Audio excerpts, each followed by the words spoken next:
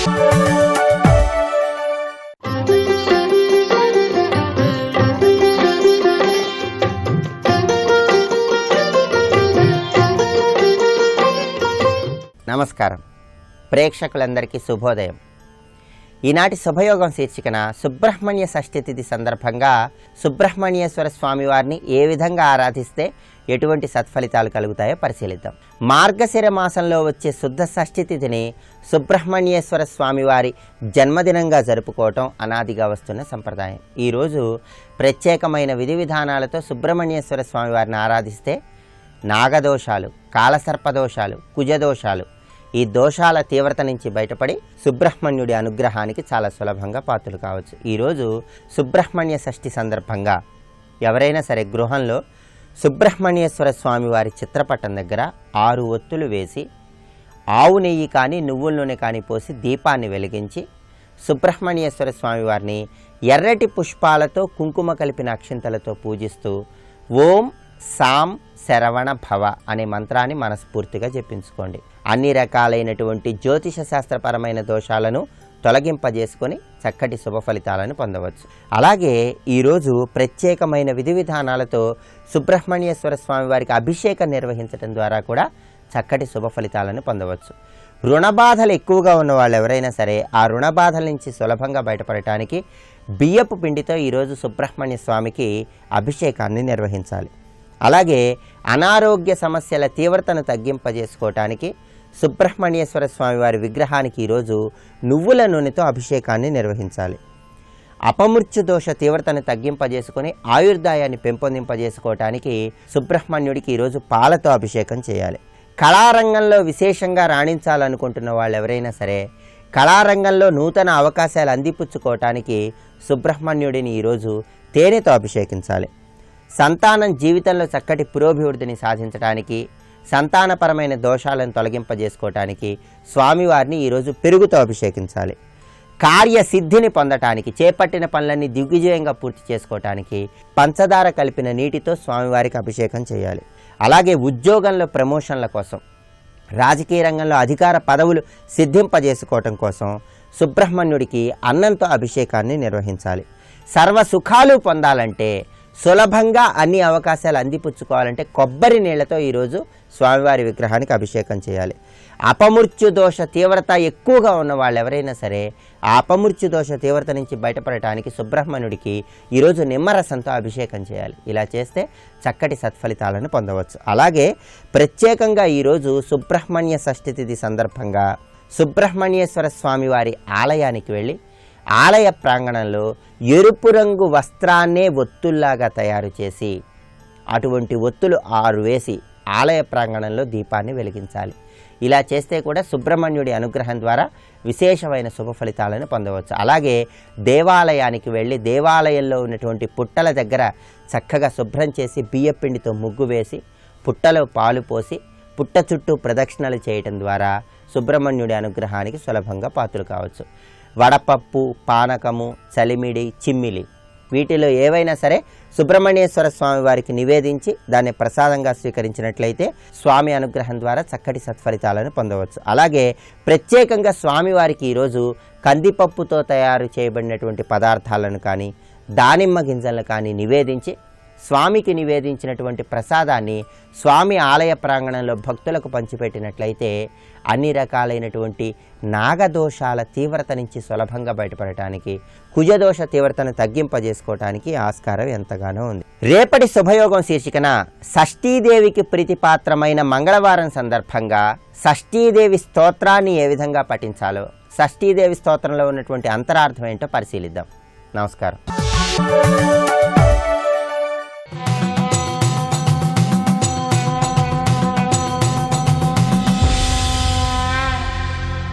శతక సాహితీ సరస్వతికి నమస్కారం. ఇది ధర్మంబని అది అధర్మంబని చేయను మాననా చేతనగునే, ఇది కులోచిత కృత్యమది అకృత్యంబని నడువను విడువను నాకు తగునే, ఇది మహాపరమార్థమది నారకంబని వాంఛింప వదలనా వల్లనగునే, ఇది చేయువాడ నే నది చేయబోనని హంకరింపగ నాకు బొంకమగునే. వాసుదేవుడవై మనోవాసివగుచు ఎట్లు ప్రేలింతువటు నటించు ప్రోడ.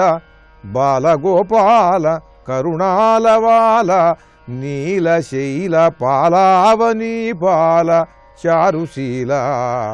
ఓ బాలగోపాల స్వామి, ఇది ఏ ధర్మం బని అది అధర్మం బని చేయను మాననా చేతనగునే.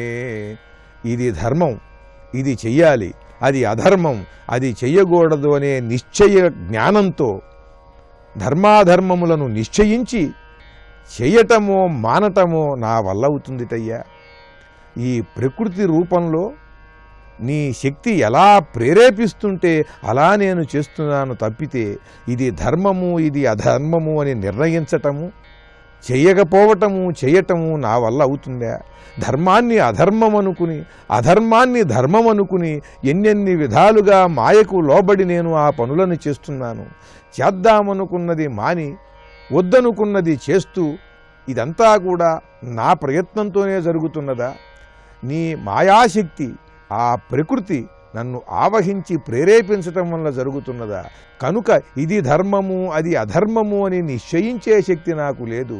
నువ్వే నాకు నిర్మలమైన దృష్టిని ప్రసాదించి ఏది తగినదో అది చేయించేటువంటి శక్తి నన్ను నడిపించు. ఇది కులోచిత కృత్యమది అకృత్యంబని నడువను విడువను నాకు తగునే. ఇది నా జన్మ లక్షణానికి తగినటువంటిది, నా కులానికి సంబంధించి ఈ పని నేను చేయదగినది, అది చెయ్యకూడదు అని నిర్ణయించే శక్తి నాకున్నదటయ్యా. ఈ కాలంలో అందరూ కూడా ఒక్కసారి ఈ భావజాలాన్ని అర్థం చేసుకోవలసినటువంటి అవసరం ఉన్నది భక్తులైన వాళ్ళు. కనుక ఈ సమయంలో చేయవలసింది ఏమిటంటే భక్తుడైనటువంటి వాడు చిత్తశుద్ధితో శరణాగతి చెందినట్లయితే ఆ శ్రీకృష్ణ పరమాత్మకు ఆయనే సరైనటువంటి దివ్యత్వాన్ని ప్రసాదిస్తాడు. దివ్య జ్ఞానమును ప్రసాదించి ఏది చెయ్యాలో ఏది చెయ్యనక్కరలేదో తానే లోపల ఉండి సుస్పష్టమైనటువంటి వివేకము రూపం ద్వారా మనకు నిర్ణయ శక్తిని అనుగ్రహించి సన్మార్గంలో సాగేలా చేస్తాడు. ఇది మహాపరమార్థమది నారకంబని వాంఛింపవదల నా వల్లనగునే. ఇది పరమార్థం, ఇది చేసి తీరాలి, అది చేస్తే నరకం, అది వద్దు వదిలేసేయాలి అని అనుకుని నిర్ణయించి చేయటం నా వల్ల అవుతుందా? ఇది చేయువాడనే అది చేయబోనని హంకరింపగ నాకు పొంకమగునే. నేను ఇదే చేస్తాను, ఇలాగే చేస్తాను, ఆ పని నేను చెయ్యను అని అలా నిర్ణయించుకుని ఎవడైనా ఉండగలడా? తాను వద్దని చెయ్యనని చెప్పినటువంటి పని అందరికీ తెలిసినటువంటిది తాను చేయవలసి వస్తుంది. తాను ఇంత పూర్వం చేసేటువంటి మంచి పనులన్నీ మానవలసినటువంటి పరిస్థితి ఏర్పడుతుంది. ఇది చాలా విచిత్రమైనటువంటి స్థితి. ఇదంతా ఎవరి వల్ల జరుగుతున్నది అని అంటే తానే చేస్తూ ఉంటాడు, మరొకరు కాదు దీనికి కర్త. తన స్వభావమే రకరకాలుగా మారుతూ ఉంటుంది. అలా స్వభావమును రకరకాలుగా మారుస్తూ తన మాయా ప్రవృత్తి చేత ఈ ప్రకృతి శక్తుల చేత అలా నడిపిస్తూ ఉంటాడు ఈ పరమాత్మ. కనుక ఓ శ్రీకృష్ణ పరమాత్మ, నన్ను నువ్వే అనుగ్రహించాలి. నాకు నిర్మలమైన హృదయాన్ని నిశ్చలమైన భక్తిని ప్రసాదించి నాలో ఉండి నువ్వు నన్ను నడిపించు. కనుక నేను నడుస్తున్నాననే భావం నేను వదిలేసేస్తాను, నేను చేస్తున్నాను అనేటువంటి భావం వదిలేస్తాను.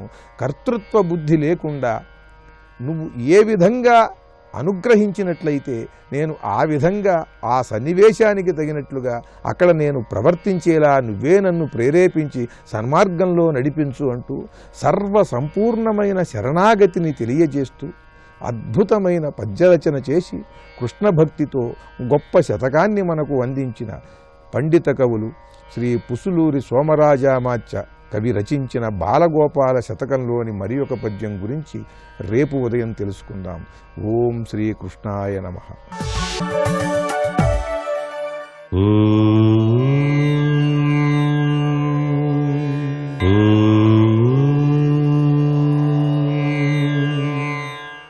ఓం నమో నారాయణాయ. ఓం నమః శివాయ. శ్రీమాత్రే నమః. ఈరోజు మార్గశిర శుద్ధ షష్ఠి సుబ్రహ్మణ్యేశ్వర షష్ఠిగా చాలా చక్కగా భక్తిభావన స్ఫూర్తితో సుబ్రహ్మణ్యేశ్వరిని ఆరాధన చేసేటువంటి సంప్రదాయం. ఇలా సుబ్రహ్మణ్యేశ్వర స్వామిని ఆరాధన చేయటం వల్ల సంతానేచ్ఛ సిద్ధింపచేయటానికి, ఆరోగ్య సమస్యలు ఉన్నటువంటి వాళ్ళకి పరిపూర్ణ ఆరోగ్యాన్ని సంప్రాప్తించుకోవడానికి సుబ్రహ్మణ్యేశ్వర స్వామిని ఆరాధన చేసేటువంటి సంప్రదాయం ఉంది. అలాగే అద్భుతవంతమైనటువంటి భక్తిభావన స్ఫూర్తితో ఓం సాం శరణౌ భవ అంటూ బ్రహ్మచారికి నిష్ఠగా భోజనం పెట్టేటువంటి సాంప్రదాయం కూడా ఉంది. ఇలా చేయటం వల్ల సుబ్రహ్మణ్యేశ్వరుడి యొక్క అనుగ్రహ కరుణాకటాక్ష వీక్షణాలతో పాటుగా ఆ స్వామిని ఎవరైతే ఆరాధన చేస్తారో ఈరోజు వారందరికీ కూడాను కర్కోటక కాలసర్ప దోషాలు, అలాగే కుజదోషాలు, రాహుగ్రస్త దోషాలు కూడా పటాపంచలైపోతాయి అని చెప్పేసి శాస్త్రసమ్మతమైనటువంటి విశేషాంశం. అనాదిగా వస్తున్న సంప్రదాయ రీత్యా సుబ్రహ్మణ్యేశ్వర స్వామిని ఎరుపు రంగు పూలతోనూ తెలుపు రంగు పూలతోనూ అర్చన చేసి స్వామికి ప్రీతివంతమైనటువంటి నైవేద్యాన్ని చక్కగా సమర్పింపచేసి ఒక బ్రహ్మచారికి భోజనం పెట్టి ఎర్రటి తుండుగుడ్డను దానంగా ఇచ్చి నమస్కారం చేసేటువంటి సంప్రదాయం ఉంది. ఇది గనక చేసినట్లయితే సౌభాగ్య సిద్ధితత్వంతో పాటు సంతానం చాలా చక్కటి అభివృద్ధి పదంలోకి పయనింపజేయటానికి ఆ సుబ్రహ్మణ్యేశ్వరుడు తన దివ్యవంతమైన అనుగ్రహాన్ని ప్రసరింపచేస్తాడు సుమా అంటోంది శాస్త్రం. సర్వే జనా సుఖినో భవంతు.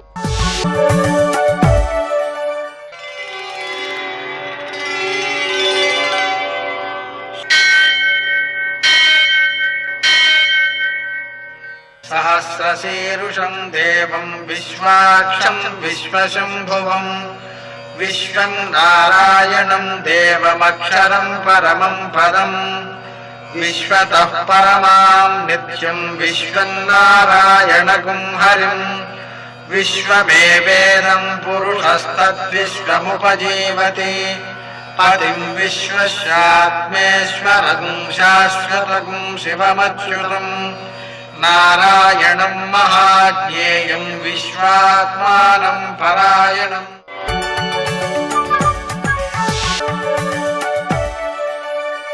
సూర్యశౌర్యమథేంద్రపదవీ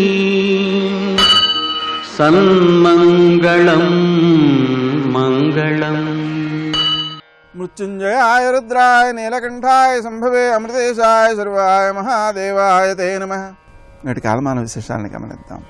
స్వస్తి శ్రీ చంద్రమాన దుర్ముఖనామ సంవత్సరం దక్షిణాయనం హేమంత ఋతువు మార్గశిర మాసం శుక్లపక్షం సోమవారం.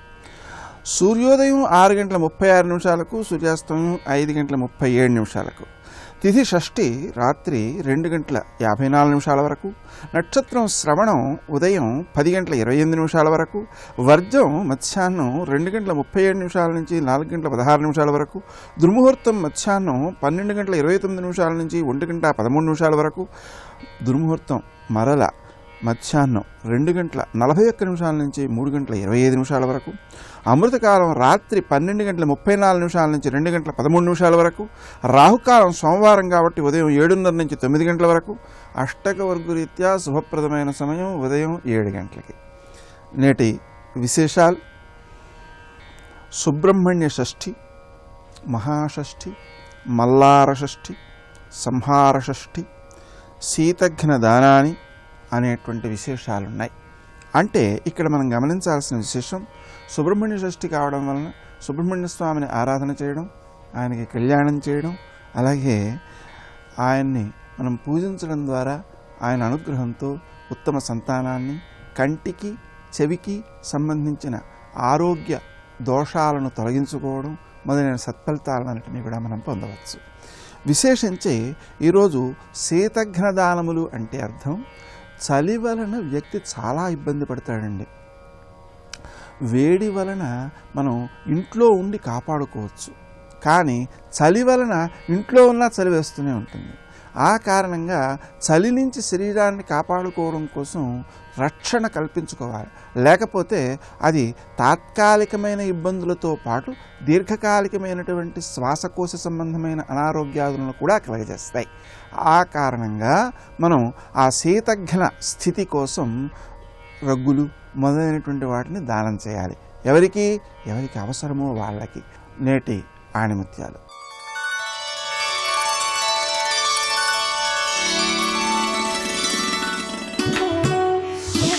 నీలో నిద్రాణమైన శక్తిని మేలుకొలిపితే నీ ప్రతి చర్య స్వచ్ఛంగా శక్తివంతంగా ఉంటుంది.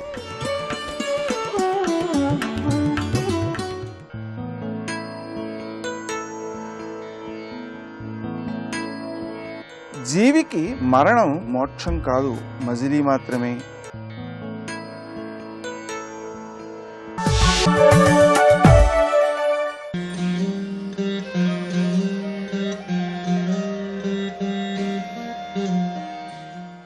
ఈరోజు సుబ్రహ్మణ్య షష్ఠి. ఈ రోజున ఆ సుబ్రహ్మణ్యేశ్వర స్వామిని పూజించిన స్మరించిన ఆ స్వామి అనుగ్రహం కలుగుతుందంటారు. దీనిని పురస్కరించుకొని ఈరోజు తమిళనాడు రాష్ట్రం తిరుచెందూరులో కొలువైన శ్రీ సుబ్రహ్మణ్యేశ్వర స్వామి వారిని మీ ముందుకు తెస్తోంది మీ ఆరాధన.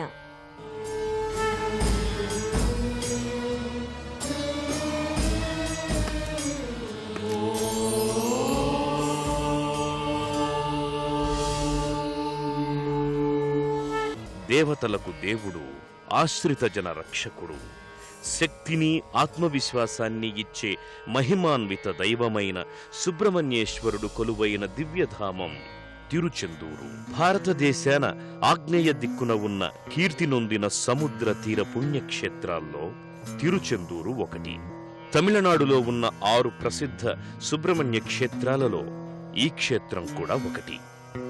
ఒకప్పుడు శూరపద్మన్ అనే రాక్షసుడు తన శక్తివంతమైన సైన్యంతో తిరుచెందూరుకు సమీపాన గల వీరమహేంద్రపురంలో సముద్రపు అడుగున కోటలో బస చేయడం వల్ల మురుగన్ దైవ సైన్యం ఈ క్షేత్రంలో బస చేసిందట. ఆ కారణంగానే స్వామి ఆలయం ఇక్కడ నెలకొని ఉంది అంటారు. శ్రీ సుబ్రహ్మణ్యేశ్వర స్వామి నామస్మరణతో మారుమ్రోగే ఈ దివ్యాలయం సుబ్రహ్మణ్య క్షేత్రాలలో విశిష్టమైనదిగా పేర్గాంచింది. తిరుచెందూరు ఆలయం ప్రతి హైందవ భక్తునిచే పూజింపబడుతోన్న పవిత్ర యాత్రాస్థలం. దేవాలయపు ప్రధాన భాగమంటపం 124 స్తంభాలు గల విస్తీర్ణ మంటపం. ఈ ప్రాంగణంలో మధ్య భాగంలో ఓ మంటపం దర్శనమిస్తుంది. దీనిని షణ్ముఖ మంటపమని పిలుస్తారు. ఈ మంటపానికి బయట సుబ్రహ్మణ్యేశ్వర స్వామి మూర్తి ఒకటి కానవస్తుంది. ఇంకో పక్క బాలసుబ్రహ్మణ్యేశ్వర స్వామి వారి మూర్తి దృశ్యమానమవుతుంది. షణ్ముఖ విలాస మండపం అనేక రాతి స్తంభాలతో దర్శనమిస్తుంది. ఈ రాతి స్తంభాలపై దుర్గామాత, షణ్ముఖుడు తదితర దేవతామూర్తులు శిలారూపంలో కనిపిస్తారు. ఆయా శిలామూర్తులను దర్శించుకున్న భక్తులు ఓం షణ్ముఖాయ నమః అంటూ వరుసలో ప్రధానాలయంలోకి ప్రవేశిస్తారు. ఆలయ ప్రధాన మార్గం దక్షిణాభిముఖంగా ఉంది. మొదటి ఆలయ ప్రాకారం నుంచి తెరుచుకొని ఉంటుంది. దీనినే సిపిలి మంటపం అంటారు. మొదటి ప్రాకారపు దక్షిణ తలుపునకు పడమటి భాగంలో దక్షిణామూర్తి కొలువయ్యాడు.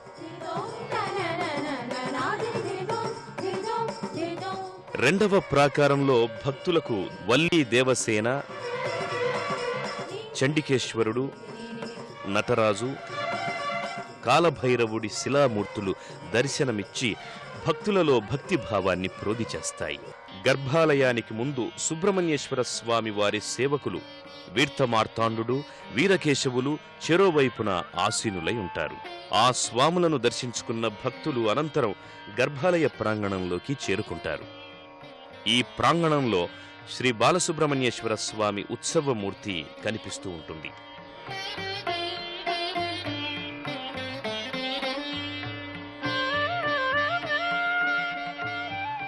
ఆ స్వామిని సేవించిన భక్తులు అనంతరం గర్భాలయంలో కొలువైన శ్రీ బాలసుబ్రహ్మణ్యేశ్వర స్వామి వారి దివ్యమంగళ రూపాన్ని దర్శించుకుని నమో షణ్ముఖాయ నమోన్నమః అంటూ భక్తితో కైమోడ్పులర్పిస్తారు. ఈ స్వామిని ఇక్కడ బ్రహ్మచారిగా పరిగణిస్తారు. దేవయానితో వివాహం కావడానికి పూర్వమున్న విగ్రహంగా దీనిని చెబుతారు. ఈ ఆలయానికి వచ్చే భక్తులు తమ మొక్కుబడులలో భాగంగా ఇక్కడ స్వామివారికి కావడిలను సమర్పిస్తారు. పాల కావడి, పన్నీరు కావడి, పుష్ప కావడి, చందన కావడి తదితరాలు ఇందులో భాగం పంచుకుంటాయి. భక్తులు ఆయా కావడుల్ని స్వామివారికి సమర్పించుకుని తమ మొక్కుబడుల్ని తీర్చుకుంటారు. ఈ ఆలయంలో ఏటా జరిగే స్కంద షష్ఠి ఉత్సవాన్ని అత్యంత వైభవంగా నిర్వహిస్తారు. ఈ ఉత్సవాలలో భక్తులు అత్యంత భక్తి శ్రద్ధలతో పాలు పంచుకుంటారు. తిరుచెందూరు శ్రీ సుబ్రహ్మణ్యేశ్వర స్వామి దర్శనం సర్వమంగళకరం, సర్వశుభకరం. విశేషమైన పుణ్యఫలాలనిచ్చే ఈ దివ్యక్షేత్ర సందర్శనం బహుజన్మల పుణ్యఫలంగా భక్తులు భావిస్తారు. నమో నమో సుబ్రహ్మణ్య శ్రీ వరదా, ఉషోదయం మేలు కొలిపినది నీ కృతిగా. విశేషంగా సుబ్రహ్మణ్య రూప వర్ణననే కంటే ఒక దేవతను మనం ఉపాసించేటప్పుడు తద్రూప ధ్యానం చేస్తాం. అందుకే సహస్రనామాలు చదివేటప్పుడు కూడా లలితాంబవి చదివితే అరుణాం కరుణాతరంగితాక్షిమని అమ్మ రూపాన్ని ధ్యానం చేస్తాం. విష్ణు సహస్రం చదివితే విష్ణు రూపం. అలాగే ప్రతి దేవతని మనం ఉపాసించేటప్పుడు ఆ దేవతా నామంతో పాటు ఆ దేవతా రూపాన్ని కూడా ఉపాసన చేస్తాం. ఈ రూపము పరమాత్మ ఉపాసకుడిని అనుగ్రహించడానికి ధరించినది. పరమాత్మ అసలు తత్వం మాత్రం చిదేక, అతడు అనుగ్రహించడం కోసం ధరించిన రూపం షడాస్య అంటే 6 ముఖాలతో వచ్చినటువంటి రూపము. కనుకనే భగవంతుని యొక్క సగుణ సాకార రూపము ఆయన కృపతో స్వీకరించినటువంటిది. అలాంటి రూపములు ఎన్ని ఉంటాయి. ఇక్కడ ప్రధానంగా వర్ణిస్తున్న రూపం మనం చూస్తే ఒక స్వరూపం కనబడుతుంది. కానీ సుబ్రహ్మణ్యానికి అనేక రూపాలు ఉన్నాయి. 6 మోములు సుబ్రహ్మణ్యుడు ఉన్నారు. అదేవిధంగా ఏకవదనంతో ఉన్న సుబ్రహ్మణ్య స్వామి దర్శనమిస్తాడు. ఇక కళత్రములతో వల్లీ దేవసేనలతో కలిసినటువంటి రూపము ఉన్నది. ఇందులో ఏ రూపం ఆయనకి స్థిరమైనది అంటే భక్తులను అనుగ్రహించడానికి అనేక రూపాలు ధరించాడు. ఇది ఇదమిత్తమని ఏ రూపము లేదు. అంతేకాదు ఒక్కొక్క రూపధ్యానానికి ఒక్కొక్క ప్రయోజనం ఉన్నది స్వామివారిది. అందుకు బాల సుబ్రహ్మణ్యమూర్తి మొదలుకొని వల్లీ దేవసేనా సమేత సుబ్రహ్మణ్యమూర్తి, అదేవిధంగా షడానన సుబ్రహ్మణ్యమూర్తి, ఇలా వివిధములైన మూర్తులు చెప్పబడుతున్నాయి. ఈ విశ్వరూపం గురించి స్కంద వేదపాద స్తవం, ఇది ఋషికృతమైనటువంటిది, అది వివరిస్తున్నది. మహిద్యౌరంతరిక్షంచ వాయురాపోనలోంబరం సుబ్రహ్మణ్య జగన్నాథ త్వయి సర్వం ప్రతిష్ఠితం. ఈ స్కంద వేదపాద స్తవం వేదమంతా మహిమాన్వితమైనది. ఈ భుజంగ ప్రయాతంతో పాటు మనం దాన్ని కూడా అక్కడక్కడ చెప్పుకోవడం వల్ల ఆ మంత్ర సంహితమైన వాక్యములు మన చెవులో పడి మనం ధన్యమవుతున్నాం. త్వయి సర్వం ప్రతిష్ఠితం. ఈ త్వయి సర్వం ప్రతిష్ఠితం అనేది వేదవాక్కు. అది సుబ్రహ్మణ్య పరంగా అన్వయిస్తూ ఈ మంత్రం చెప్పబడుతుంది. మహి ద్యౌహు అంతరిక్షం, భూమి ఆకాశము, అంతరిక్షము, వాయువు, జలము, అగ్ని, ఆకాశం ఇవన్నీ కూడాను స్వామి నీయందే ప్రతిష్ఠితమై ఉన్నాయి అనగా విశ్వరూప ధ్యానం ఇక్కడ చూపిస్తున్నారు. అదేవిధంగా స్వామి ఏకవదనుడా పంచవదనుడా అనే దాన్ని కూడా స్కందవేద పాదస్తవం చక్కగా చెప్తున్నది. అతీవ బాలః ప్రవయా కుమారో వర్ణీయువా షణ్ముఖ ఏకవక్త్రః ఇత్థం మహస్తద్బహుధా విరాసీత్ యదేకమవ్యక్తమనంత రూపం. అసలు సుబ్రహ్మణ్యుని యొక్క అసలు తత్వం ఏంటంటే ఏకం, అవ్యక్తం, అనంతం. ఇది ఆయన అసలు స్వరూపం. ఏకం అంటే మరి రెండవ వస్తువు లేదు, సర్వము తానైనటువంటి వాడు. అది ఎలా ఉంటుంది అంటే అవ్యక్తము, వ్యక్తము కాని తత్వము. అది అనంతము, సత్యం జ్ఞానం అనంతం బ్రహ్మ అని చెప్పినట్లుగా, అనగా సాక్షాత్ పరబ్రహ్మ వస్తువు. అది బహుధా విరాసీత్, అనేక రూపములుగా కనబడుతున్నది. అసలు తత్వం ఏకమైన అనుగ్రహార్థం అనేకమవుతున్నది. అనేకమవుతున్న మూర్తుల్లో అతీవ బాలః, అత్యంత బాలరూపం ఉన్నది సుబ్రహ్మణ్యునిది. శిశురూపం అని చెప్పవచ్చు. ఆ శిశురూపాన్ని చూసేటప్పుడు ఆ సౌందర్యాన్ని చూస్తూ 1000 కన్నులు ఇంద్రుడే ఆశ్చర్యచకితుడయ్యాడు. అంత అందమైనటువంటి బాల సౌందర్యాన్ని వర్ణిస్తూ ఉన్నాయి పురాణములు, ఉపాసనా శాస్త్రాలు. అది అతీవ బాలరూపం. తర్వాత కుమార రూపం, కాస్త ఆయన కౌమార దశలో ఉన్నటువంటి రూపం. ఇక యువకుడు రూపంలో ఉన్నటువంటివి ఉన్నాయి. అసలు ముత్తుస్వామి వారికి వృద్ధ రూపంలో దర్శనం ఇవ్వడం కూడా మనం చూస్తున్నాం. కానీ భక్తానుగ్రహార్థం అనేక రూపాలు ధరిస్తూ ఉంటాడు స్వామి. ఇక్కడ మనకి తిరుచెందూరులో శంకర భగవత్పాదుల వారు దర్శింపజేసిన రూపాన్ని ఇప్పుడు చెప్పుకోబోతున్నాం. ఇవాళ మన హృదయంలో సుబ్రహ్మణ్యుని యొక్క మూర్తిని సంపూర్ణంగా ప్రతిష్ఠ చేసుకుందాం. శంకరులు ఏది చూశారో, ఏది చూపిస్తున్నారో దాన్ని మనం చూడబోతున్నాం. ఇక్కడ గుహాయాం వసంతం స్వభాసా లసంతం జనార్తిం హరంతం శ్రయామో గుహంతం. గుహలో ఉన్నటువంటి గుహుడు స్వయం ప్రకాశ స్వరూపుడు, జనుల యొక్క ఆర్తిని పోగొట్టువాడు. అటువంటి స్వామిని గుహలో చూసే ముందు ఆయన ఎక్కడ కూర్చున్నాడో పీఠాన్ని వర్ణిస్తున్నారు. లసత్ స్వర్ణగేహే నృణాం కామదోహే సుమస్తోమ సంఛన్న మాణిక్యమంచే సముద్యత్ సహస్రార్కతుల్య ప్రకాశం సదా భావయే కార్తికేయం సురేశం. లసత్ స్వర్ణగేహే, మామూలు కంటికి ఒక రాతి గుహలా కనబడుతోంది, కానీ అక్కడ సూక్ష్మ భూమికలో ఉన్నటువంటి స్వరూపం లసత్ స్వర్ణగేహే, ప్రకాశిస్తున్న బంగారు గృహం. అది గేహము అంటే గృహము, స్వర్ణగేహే బంగారు గృహము, లసత్ ప్రకాశిస్తున్న. ఈ విశేషమైనది సుబ్రహ్మణ్యుడికి తిరుచెందూరులో స్వామికి అపారమైన ఐశ్వర్యములున్నాయి. ఆనాటి నుంచి పల్లవులు చోళులు మొదలైన వారు ఇచ్చినటువంటి ఐశ్వర్యములతో పాటు నేటికి కూడా భక్తులు ఇస్తున్నటువంటి ఐశ్వర్యములు. ఒక రోజున స్వామి దర్శనానికి వెళితే ఒక అత్యద్భుతమైన కిరీటం కనబడుతోంది, వజ్రమయ కిరీటం. ఒక్క కిరీటం ఖరీదే కొన్ని కోట్లు. అలాంటి అఖండ ఐశ్వర్యములు ఆయన వద్ద ఉన్నాయి. సర్వైశ్వర్య ప్రదాతకి ఐశ్వర్యములు ఉండాలని ఆశ్చర్యం ఉన్నది. అందుకు లసత్ స్వర్ణగేహే, బంగారు భవనం. ఆ భవనం తలంచుకుంటే చాలు. నృణాం కామదోహే, భక్తుల కోరికలన్నీ తీర్చగలిగేది స్వామి యొక్క నివాసం. సుమస్తోమ సంఛన్న మాణిక్య మంచె. మంచె అంటే ఆయన కూర్చున్నటువంటి ఒక వేదిక. అది మాణిక్యములతో అంటే రత్నములతో పొదగబడినటువంటి వేదిక. దానిపైన పువ్వులు జల్లబడిన సుమస్తోమ సంఛన్న, సుమములు వాటితో స్తోమము అంటే సమూహము, పూల గుత్తులతో నింపబడినటువంటి అందమైనటువంటి రత్నాల వేదిక. దానిపై ఉన్నటువంటి మూర్తి ప్రకాశాన్ని ముందు వర్ణిస్తున్నారు. రూపం తర్వాత ప్రకాశం ఎలా ఉందో చూడండి. సముద్యత్ సహస్రార్కతుల్య ప్రకాశం. సముద్యత్, చక్కగా ఉదయిస్తున్న వేల కొలది సూర్యుల ప్రకాశం.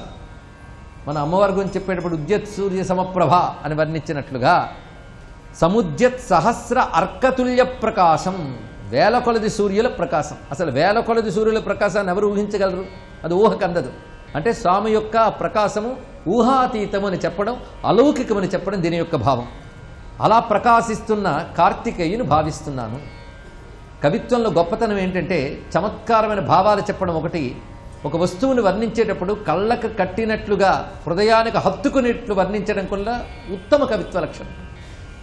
అది శంకర భగవత్పాదుల వారు సౌందర్యలహరిలో అమ్మవారిని ఎలా దర్శింపజేశారో ఇక్కడ సుబ్రహ్మణ్యుని అలా దర్శింపజేస్తున్నారు.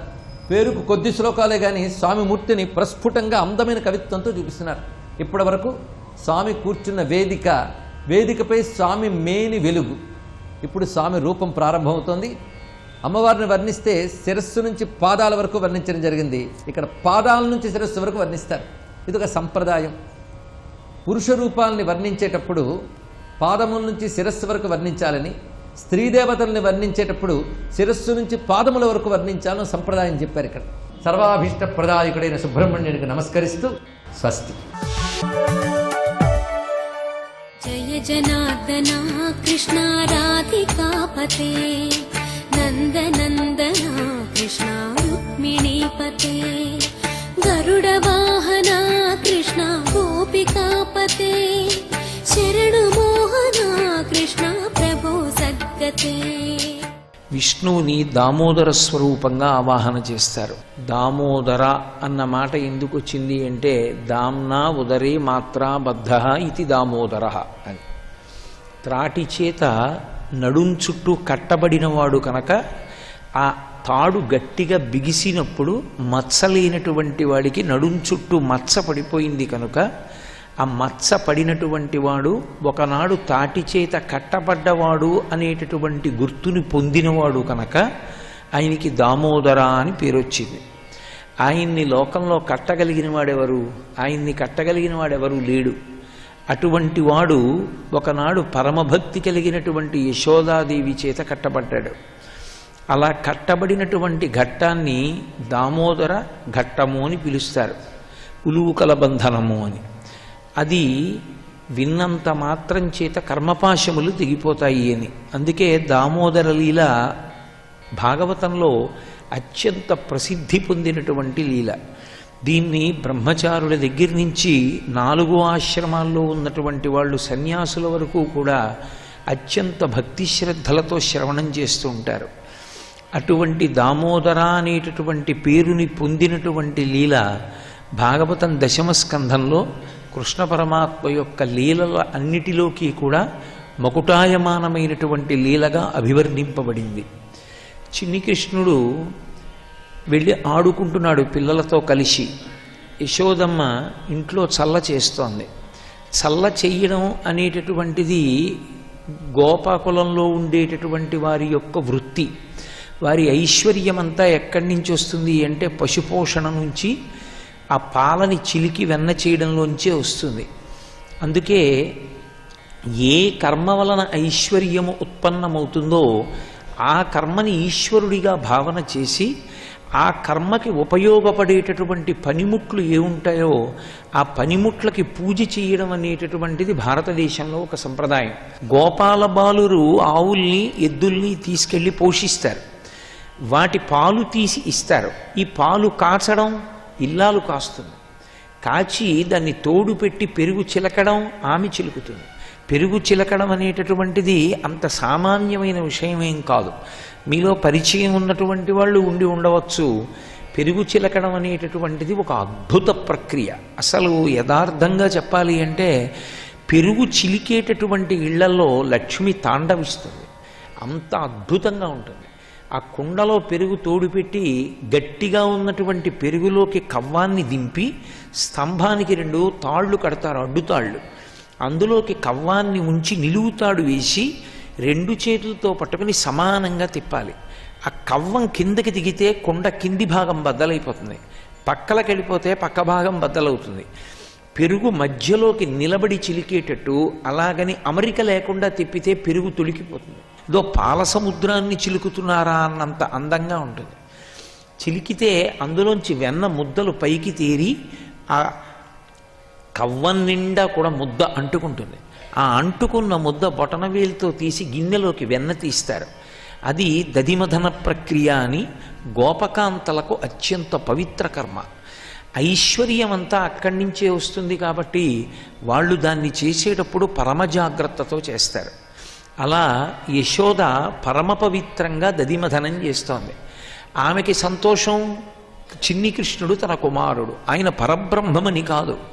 పరబ్రహ్మమని తెలియకపోయినా నిజంగా పరబ్రహ్మానికి అపకారం చేద్దామని వచ్చినటువంటి పూతనయే ఆయన యొక్క సౌందర్యము చేత ఆకర్షితురాలైతే బ్రహ్మగారిని వరం అడిగి యశోదగా ఈ భూమండలం మీద జన్మించి కృష్ణ పరమాత్మకి తల్లిగా పాలిచ్చి పోషించినటువంటి యశోద ఎంత ఆనందాన్ని అనుభవించి ఉంటుంది.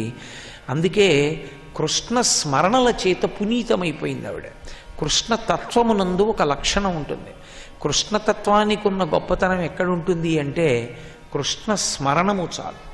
కృష్ణుని గురించి స్మరిస్తే, అందుకే లీలలన్నీ కూడా స్మరణయోగ్యములై స్మరిస్తే మనసుని పట్టుకునేవై ఉంటాయి. ఆయన చేసినటువంటి లీలలు కూడా రజోగుణ తమోగుణ సంపర్కం ఉన్న వాళ్ళు కూడా తలుచుకోవడానికి యోగ్యమైన రీతిలో ఆ లీలలు ఉంటాయి. అటువంటి లీలలు చేశాడు ఆయన. అవి చెయ్యడానికి కారణం కూడా అదే. ద్వాపర యుగంలో వచ్చాడు కనుక తర్వాత వచ్చేటటువంటి కలియుగంలో ఉండేటటువంటి ప్రజలకి అత్యంత మక్కువ దేని మీద ఉంటుంది అంటే జారత్వము చోరత్వము, ఈ రెండిటి మీద ఉంటుంది. ఈ రెండిటి నుంచి కలియుగంలో అనురక్తి కలిగినటువంటి ప్రజల్ని ఉద్ధరించడం కోసం తాను జారలీల చోరలీల చేశాడు కృష్ణ పరమాత్మ. నిజానికి ఆయనకి దొంగతనం చెయ్యవలసిన కర్మ లేదు. ఆయన చేసింది దొంగతనం కాదు, ఆయన చేసింది జారత్వం అంతకన్నా కాదు. ఆయనకి జారత్వం చేయవలసిన అవసరం, చోరత్వం చేయవలసిన అవసరం ఏముంది కనుక అసలు జార లీల అనేటటువంటిది 2 అర్థములను ప్రతిపాదిస్తుంది. ఆయన దొంగతనం చేస్తుంటాడు. దొంగలు ఐశ్వర్యాన్ని ఎత్తుకుపోతారు, వాళ్ళు డబ్బు ఎత్తుకుపోతారు, నగలు ఎత్తుకుపోతారు. కృష్ణుడు అది తీసుకెళ్ళడు. కృష్ణుడు వెన్న ఎత్తుకుపోతుంటాడు. నవనీత చోరుడు అని పేరు. ఆయన నవనీతాన్నే ఎందుకు చౌర్యం చేస్తాడు అన్నదానికి ఒక ప్రధానమైనటువంటి కారణం ఉంది. పాలు అనేటటువంటివి భగవత్ సంబంధమైనటువంటి కథాగానము, భగవంతుని యొక్క గుణములు, భగవంతుని యొక్క రూపము, భగవంతుని యొక్క విభూతి, భగవంతుని యొక్క నామము, భగవంతుని యొక్క వైభవము, భగవంతుని యొక్క స్తోత్రము, వీటిని ఆవు పాలు అని పిలుస్తారు. అవి సత్వగుణాన్ని ఆవిర్భవింపచేస్తాయి. భాగవతంలోనే ఒక చోట శుకబ్రహ్మ అంటారు, అమరేంద్రాదులు కొల్చు భంగిజనులబ్జాక్షు సేవించగా విమల జ్ఞాన విరక్తి ముక్తి నొసగున్ వేయేల భూనాథ తత్కమలాధీషు కథా సుధారస నదీ కల్లోల మాలా పరిభ్రమమెవ్వానికినైన కర్ణయుగళీ పర్వంబు కాకుండునే అని అడుగుతాడు. ఆయన యొక్క కథ వింటుంటే మనసు రంజిల్లిపోతుంది. భగవత్ కథ బాగుంటుందా, భగవంతుడు బాగుంటాడా అని ప్రశ్న వచ్చింది. భగవంతుని యొక్క కథ చెప్పేటప్పుడు భగవంతుని యొక్క గుణములను మనసులో స్మరించడం చేత కలిగినటువంటి పొంగు వలన ఒక పంపు కింద పెట్టినటువంటి బింది నీటితో నిండిపోయి ఇంకా నీరు పెట్టక అంచుల వెంట కారిపోయినట్టుగా ఈశ్వరుణ్ణి స్మరించినంత మాత్రం చేత కలిగినటువంటి ఆనందము లోపల పట్టక వాగ్రూపంగా వచ్చేటటువంటి వాగ్వైభవము కలిగినటువంటి వక్త, దాన్ని జుర్రుకోవాలనేటటువంటి తాపత్రయం కలిగినటువంటి శ్రోత ఉన్న సభలోకి భగవంతుడే వచ్చి దిగి నా గురించే చెప్తున్నాడయా అని తట్టి పిలిస్తే, నీ గురించి చెప్తే చెప్పాడు కానీ తర్వాత చూస్తాను, నిన్ను కూర్చో, నీ కథ బాగుంది, ముందు మాట్లాడకంటే. భగవత్ కథ అంత గొప్పగా ఉంటుంది. అందుకని కథా సుధారస నదీ కల్లోల మాలా పరిభ్రమమెవ్వానికినైన కర్ణయుగళీ పర్వంబు కాకుండునే అంటారు పోతన గారు. భగవత్ కథకి ఉండేటటువంటి లక్షణం అంత గొప్పగా ఉంటుంది. కాబట్టి భగవంతుని యొక్క కథలు, భగవంతుని యొక్క రూపగుణ విభూతులు అవి ఈ చెవుల గుండా జారుతాయి. అమృతమైతే నోటి నుండి త్రాగాలి. నోటి నుండి తాగేటటువంటి అమృతం ఈ లోకంలో దొరుకుతుందని నమ్మకం ఏం లేదు, అది దొరకదు కూడా. అంత సాధ్యం ఏం కాదు. ఎవరో మహాత్ములకు ఎక్కడైనా లభిస్తే లభిస్తుందేమో, కానీ ఒక అమృతం మాత్రం ఎప్పుడూ లభిస్తుంది. దాన్ని నోటితో జుర్రుకోవడం కుదరదు. అది చెవుల గుండా లోపలికి వెళుతుంది. చెవుల గుండా లోపలికి వెళ్ళినటువంటి ఆ అమృతం ఇక మళ్ళీ పుట్టవలసిన అవసరాన్ని తీసేస్తుంది. కాబట్టి అటువంటి పాలు భగవంతుని యొక్క గుణములైతే ఆర్ద్రత కలిగినటువంటి హృదయముతో వినడమే సన్నని సెగ మీద ఆ పాలు కాయబడడం. ఆర్ద్రత లేనివాడు భగవత్కథ విన్నాడనుకోండి, దాని వలన ఉపయోగం ఉంటుంది అని చెప్పడం సాధ్యం కాదు. సర్వం శ్రీ ఉమామహేశ్వర పరబ్రహ్మార్పణమస్తు. స్వస్తి.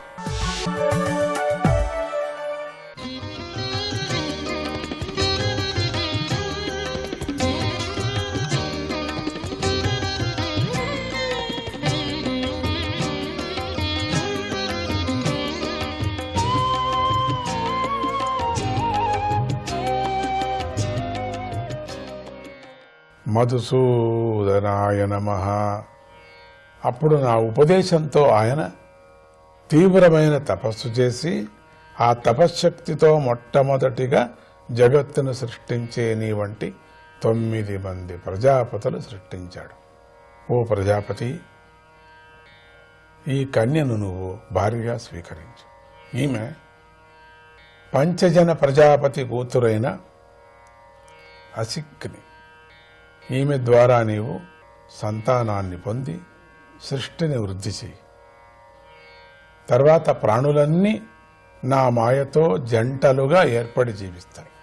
మానవులు మొదలైన ప్రాణులు పూజలు మొదలైన వాటిలో నన్ను సేవిస్తారు అన్నాడు శ్రీహరి.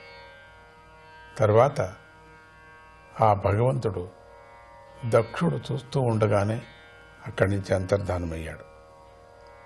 ఇంతటితో 6వ స్కంధములోని 4వ అధ్యాయము సమాప్తం. ఇక 5వ అధ్యాయం.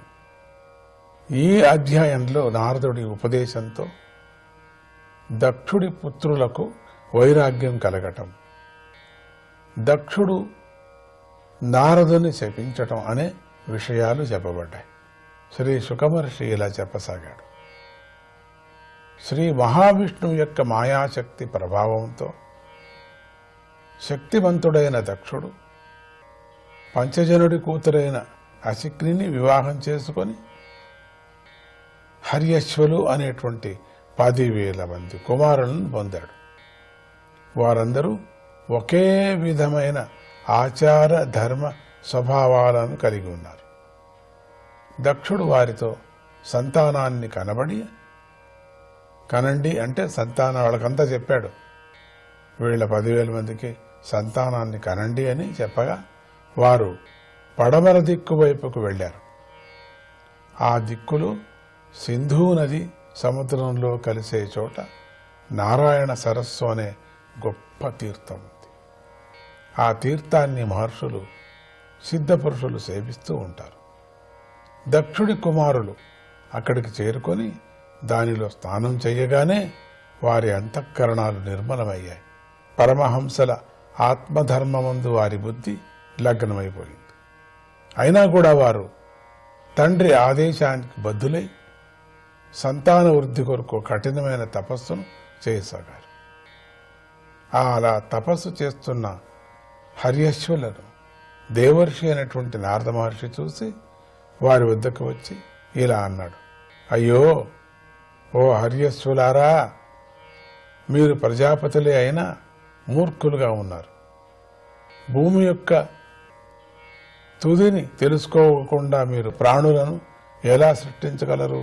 భూమి యొక్క విచారాన్ని తెలుసుకోకపోతే ఎట్లవుతుంది?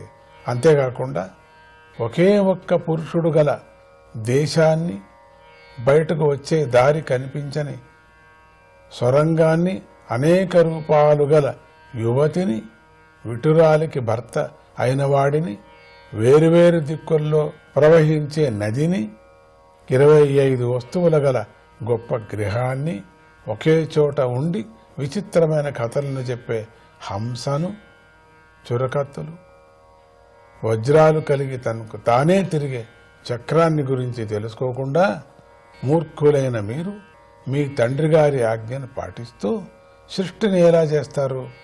ఇంత పెద్ద విచారాన్ని ఎవరు తెలుసుకోలేకపోయారు మీరు. అయ్యో, ఆయన తనకు తగినట్లుగా మిమ్మల్ని ఆజ్ఞాపించాడు అన్నాడు. ఇలా నారద మహర్షి విషయాన్ని రహస్యంగా ఉంచి వారితో చాలా మాటలు మాట్లాడాడు. ఆ మాటలు విన్న హర్యశ్వులు వాటిలోని రహస్యాన్ని తమంత తాముగా తెలుసుకోవాలని తమ బుద్ధిశక్తిని ఉపయోగించి బాగా విచారణ చేసి ఇలా అనుకున్నారు. భూమి యొక్క తుదిని అంటే అంతాన్ని చూడటం అని నారదుడు అన్నాడు. దానిలో భూమి అంటే దేహము, ఇంద్రియాలు మనస్సు యొక్క సమూహము. దీని యందు అభిమానం గల జీవుడు బంధితుడవుతున్నాడు. కనుక ఆ అభిమానాన్ని తొలగించుకోకుండా బంధానికి కారణమైన కర్మలను చేయటం వల్ల ప్రయోజనమేమీ లేదు కదా. ఈశ్వరుడు అద్వితీయుడు. ఈశ్వర భావము, రక్షించే శక్తి, కీర్తి, శ్రీ, జ్ఞానము, వైరాగ్యము, ఈ 6 లక్షణాలు పూర్ణంగా ఉన్న ఈశ్వరుడు తనకు తానే ఆధారుడై ఉన్నాడు. ప్రకృతికి అతీతుడై ఉన్నాడు. సర్వంతర్యామి అయిన, సంసారం లేనివాడైన ఆ ఈశ్వరుడిని ఆత్మరూపంగా దర్శించుకోకుండా మోక్షానికి పనికిరాని కర్మలను ఆచరించటం వల్ల మానవుడికి ఏ ప్రయోజనం కలుగుతుంది? బయటకు వచ్చే దారి కనిపించని సొరంగం అని నారదుడు అన్నాడు. ఈ సంసారం బయటపడేందుకు దారి లేని పాతాళ బిలము లాంటిది. పాతాళానికి చేరినవాడు మళ్ళీ తిరిగి రాలేడు.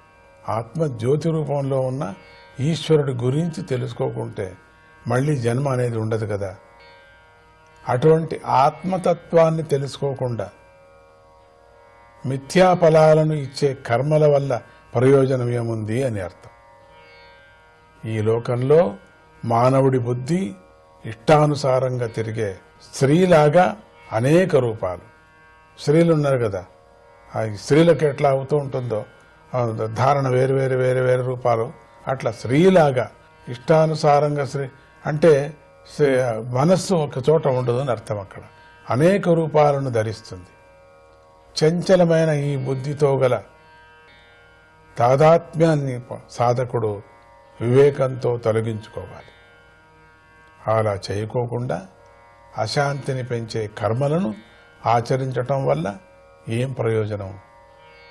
అలాంటి వారికి మోక్షము లభించదు. విటురాలికి భర్త అని మహర్షి అన్నాడు. బుద్ధిలో కలిగే మార్పులతో ఏకమై సంసార దుఃఖాలను అనుభవిస్తూ తన స్వరూపాన్ని తెలుసుకోలేకపోతున్నాడు. అటువంటి వాడికి ఈ లోకంలో అజ్ఞానాన్ని తొలగించలేని కర్మలు ఆచరించటం వల్ల ఏ ప్రయోజనం కలుగుతుంది? సృష్టి ప్రళయములను చేసే మాయాశక్తియే రెండు వైపులకు ప్రవహించే నది వంటిది. భక్తి జ్ఞానములు ఆ నది నుండి బయటపడేటట్లు చేసే ఏరుకట్టల వంటివి. జీవుణ్ణి గట్టుకు చేరుకోనివ్వకోకుండా నదీ వేగం వంటి కామక్రోధాలు అడ్డం పడతాయి.